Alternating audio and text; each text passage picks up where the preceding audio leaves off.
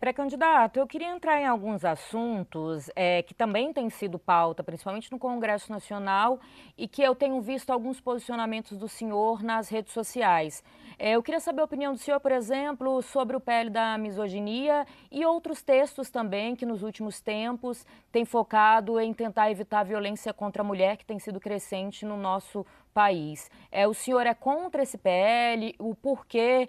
Qual que o senhor disse dessa necessidade de tentativa de se aproximar das mulheres? Como fazer esse caminho num público que, até onde a gente tem acompanhado, não tem uma preferência direta pelo senhor pelos últimos posicionamentos? Grande pergunta.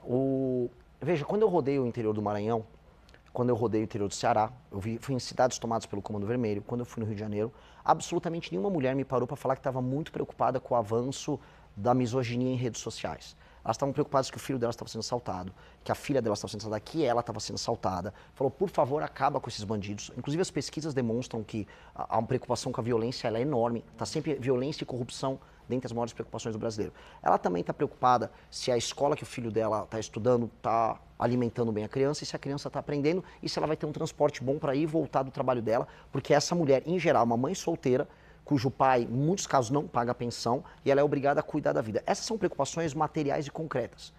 Só que a gente chega nas redes sociais e vê essas discussões do movimento feminista, que olha, nós precisamos discutir a misoginia. O que isso gera?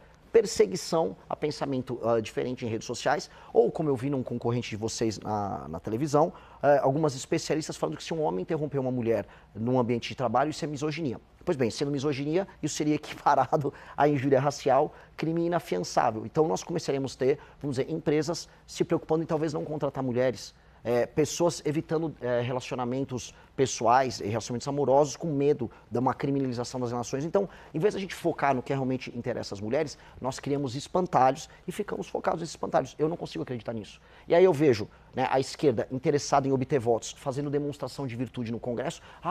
Agora vai acabar a misoginia. E a direita covarde votando junto com medo de perder voto entre as mulheres. Eu volto para a minha mesma posição para esse caso 6x1.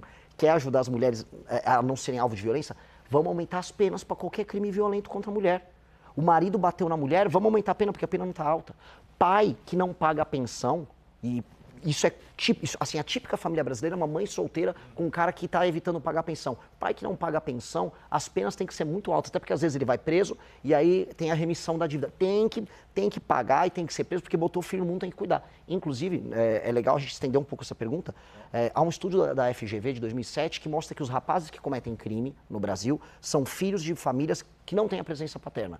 Ou seja, o pai não está presente com essa criança, ainda gera um menino que acaba sendo disfuncional e acaba cometendo crimes violentos, perpetuando um ciclo de violência. Então, a mulher sofre muito nisso. Então, vamos atingir essas áreas? Vamos atingir áreas que são centrais para melhorar a qualidade de vida da mulher? Eu prefiro fazer isso do que só fazer esse discursinho meio bonitinho, que para mim não vale nada. Então, para ver se eu entendi, quer dizer, na base de aumentar a punição para qualquer homem que cometa qualquer tipo de crime contra a mulher, em especial nesses casos envolvendo violência doméstica, familiar. Exato, e um agravante sobre um problema que aflige as mulheres, que são as mães solteiras, que é o fato do marido evadir do pagamento da pensão e não estar presente na criação da criança.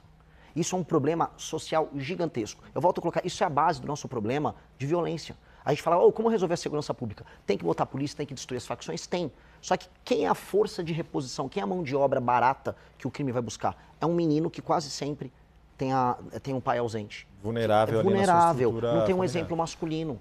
E a correlação, inclusive, entre a ausência de pai e cometimento de crime por esse jovem é maior do que, por exemplo, desigualdade social. Para a gente ver o quão grande é esse impacto. Então, nós temos que corrigir isso. Homem vagabundo que não quer pagar a pensão da mulher ou quer abandonar a criança, esse cara a gente vai atrás dele. Precisa ir.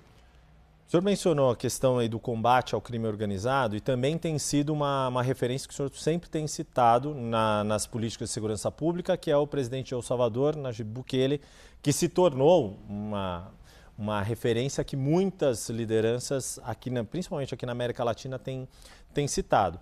Agora, El Salvador é um país incomparavelmente menor do que o Brasil. Se eu não me engano, o senhor já esteve, inclusive, em El Salvador? Não chegou a estar. O Renato Batista do nosso time teve. Tá. Conversou, inclusive, com o próprio. Perfeito. O que foi, então, aprendido desta conversa do Renato, da sua equipe, com o presidente El Salvador, que é de fato aplicável aqui no Brasil, e como que, na sua avaliação, mesmo que o presidente da República tenha uma postura mais incisiva, mais dura contra o crime, como articular isso, sendo que a segurança é uma responsabilidade de 27 governadores dos mais variados matizes, trajetórias, origens e realidades locais? Outra pergunta que ela é muito complexa e eu vou responder da forma mais clara possível. A primeira coisa que o Bukele fez foi quebrar a imaginação que nós temos na América Latina. Ele mudou no país dele, mas isso existe no México, na Colômbia, no Peru, no Brasil, que é a ideia de que você vai conviver pro resto da vida com o crime organizado. Portanto, tua casa tem que ter um muro, portanto, teu carro tem que ter um isso-filme, você tem que ter medo de andar com o celular. A América Latina aceitou que ela é controlada pelo crime. Então, a primeira coisa que ele mudou foi, não, eu posso destruir isso. E a gente ouve sempre dos especialistas, é impossível destruir, não dá, olha, temos que conviver, nós temos que aceitar que o Oruan vai fazer uma música, vai tocar no Spotify, o filho do Marcinho VP, e o filho do Marcola também agora é artista. Então, a negação dessa aceitação, ou seja, a mudança na cabeça das pessoas, foi a primeira coisa que ele fez.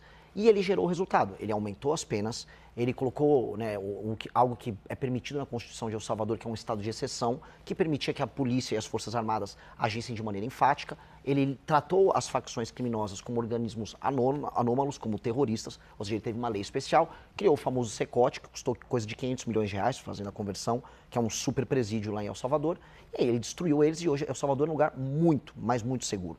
Outras nações, por exemplo, no leste asiático, apresentam também leis muito duras contra o crime organizado e apresentam, a despeito de terem sido pobres há muito tempo, qualidade de vida e números ligados a homicídios e roubo muito menores do que o Brasil.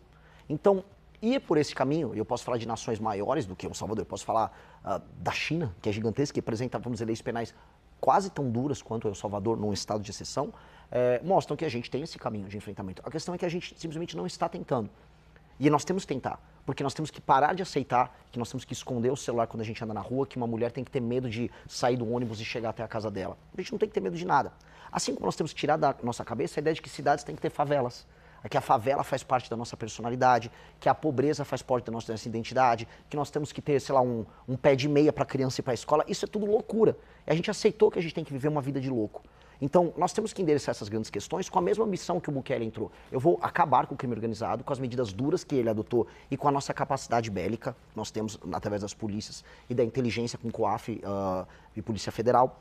Nós temos que endereçar a questão dos investimentos estatais para acabar com a favela, que é o lugar em que o crime, infelizmente, domina as pessoas. A gente está falando de praticamente 50 milhões de pessoas que vivem sob a interferência direta do crime organizado.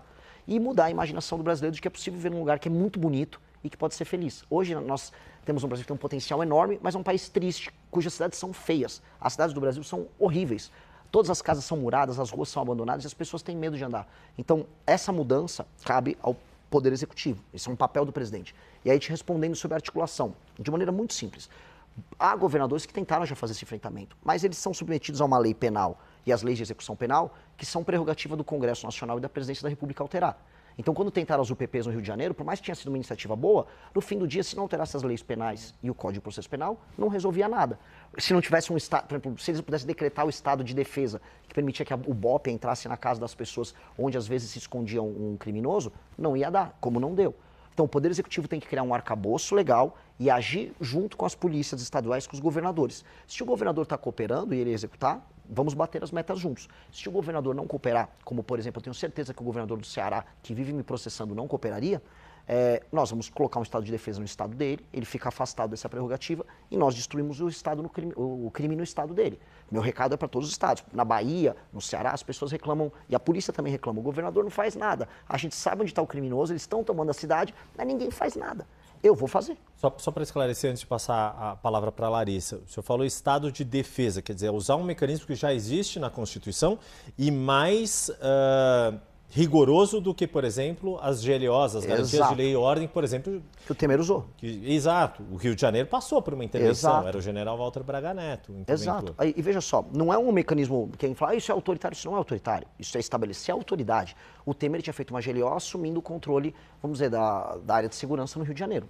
Ok, eu espero não precisar fazer isso se os estados cooperarem. Agora, se o estado do Ceará, para pegar um exemplo prático, quiser manter Santa Quitéria, uma cidade que tem urânio e que foi tomada pelo Comando Vermelho, sob o comando do Comando Vermelho, eu vou decretar que Santa Quitéria estará em estado de defesa e a polícia e as Forças Armadas, se necessário, vão entrar em Santa Quitéria, vão destruir o Comando Vermelho de Santa Quitéria, libertar a população.